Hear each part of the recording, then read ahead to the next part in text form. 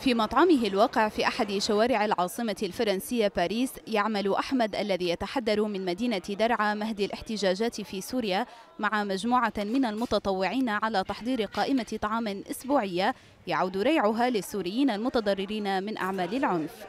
الوجبة 20 يورو بنعمل الوجبة، 10 للشغل تبعنا والمصاريف، و10 بتروح على سوريا. المفروض انه تروح على سوريا، فالطريقة اللي عم بتروح فيها على تواصل عن طريق المعارف بنبعثها للعيال المنكوبة.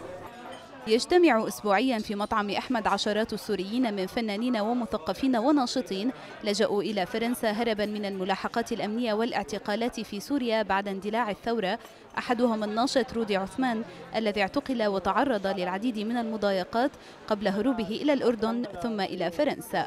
كنت كثير مقهور إنه أنا صرت كثير بعيد عن سوريا، وإنه ما عاد فيني أنا إنه الأردن كنت عم فكر إنه أنا بعد أسبوع أسبوعين إنه فيني أرجع على سوريا، بس هون إنه أنت صرت كثير بعيد، خاصة إنه ما في معك باسبور، ما في معك جواز سفر، ما في معك أي شيء يثبت شخصيتك غير أي وثيقة السفر اللي أنت أخذها من السفارة والفيزا. ربيع الحيك يعيش في باريس منذ سنوات وينشط مع مجموعة من الشبان على مساعدة السوريين الذين يلجؤون إلى فرنسا. زاد العدد فزادت المسؤوليات كثير.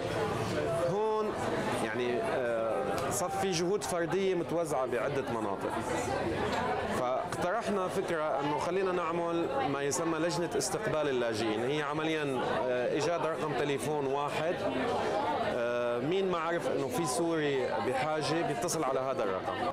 يطلق السوريون في فرنسا على هذا المطعم اسم بيت الثورة بعد أن خرجت منه أول تظاهرة في باريس مناهضة للنظام السوري، وليصبح لاحقا مركز انطلاق لاعتصامات وإضرابات تهدف إلى لفت أنظار المجتمع الدولي لما يحدث في سوريا.